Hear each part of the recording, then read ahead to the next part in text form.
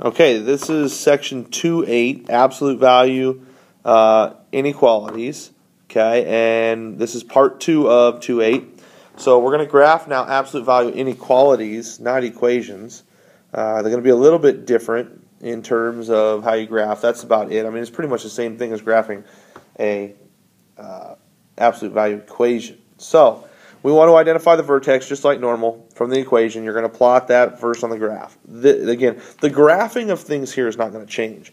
Identify the axis of symmetry of the equation. That's x equals h. That doesn't change. You'll use the value of a just like you would for slope of a line from the vertex, and you'll plot your next point using the line or using a as a slope. That's no different. Again, the only thing that's different here is this part right here, which is step number 4. Then you will use the axis of symmetry to reflect your line across, just like before, and you got to figure out, is it a solid or dashed line? Is it a shade below or shade above the vertex? Okay, that's the only difference. All right, so as you're looking at these, you've got to decide, is there a line underneath that symbol? If there is, it's solid. If there's not, it's dashed. If it's less than, it's shade below. If it's greater than, it's shade above. Okay, again, your shape of a graph is not going to change. It's going to be in the shape of a V. All right, so let's look at these examples here and go through these. Okay, let's take a look here at this first example. We're going to graph the following absolute value inequalities. So let's move this guy here.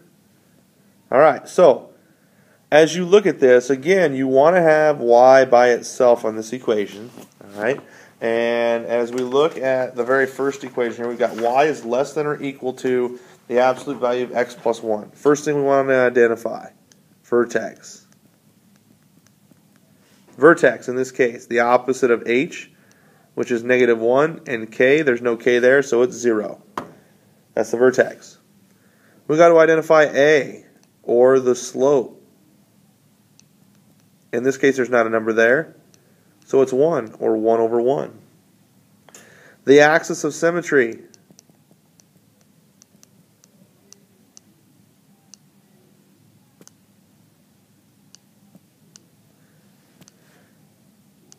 The axis of symmetry is the line x equals -1. It's always x equals h. Okay? All right, now I want to look at this inequality symbol here, and I want to decide, is it solid or dashed? And it has a line underneath, so it's going to be a solid line. And it's less than or equal to, so we're going to shade below the vertex. Okay, so we're going to shade below the vertex. So I'm going to go plot the vertex. The vertex is at -1, 0 right here. Slope is 1 over 1, so I go up 1, right 1, put a dot. Up 1, right 1, put a dot. And then I reflect these two across that axis of symmetry. Like so. Okay, said it was a solid line, so I'm going to draw a solid line in, just like I did before on these. Solid line through, and a solid line through, like so. Okay, and it says I'm going to shade below the vertex. Everything that is below the vertex underneath these lines, below the vertex underneath of these lines is going to get shaded. So I'm going to shade down here, below the vertex. Okay, and again, you don't have to color all that in. You just draw those lines to indicate where the shade is. Okay? All right, let's take a look at the second example now. On the second example, again, is y by itself. And you'll notice in this equation it's not. So I want to get y by itself. I'm going to add 4, and I'm going to add 4 to each side.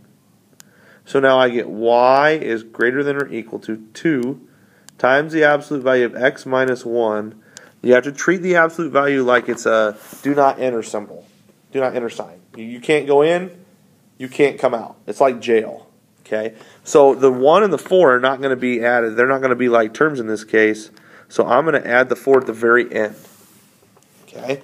So, again, I'm looking at this vertex. In this case, is the ordered pair 1 and 4, the opposite of h and k. The a value or the slope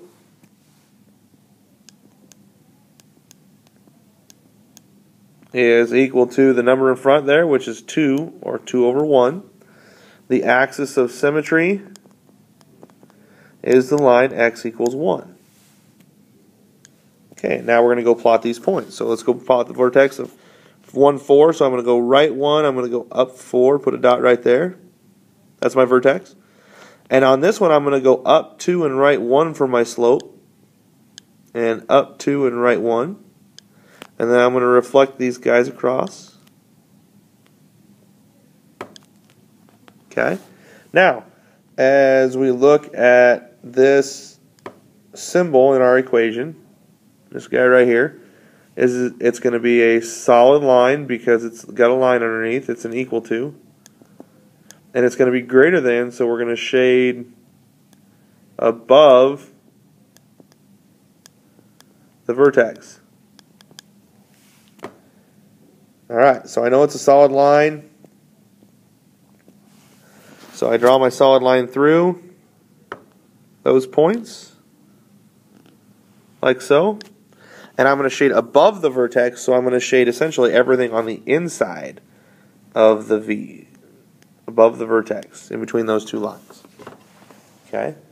So, I've shown you how to graph linear inequalities in part 1 of the video. This video is part 2, which shows you how to graph absolute value inequalities. Okay, they're both very similar to lines and absolute values.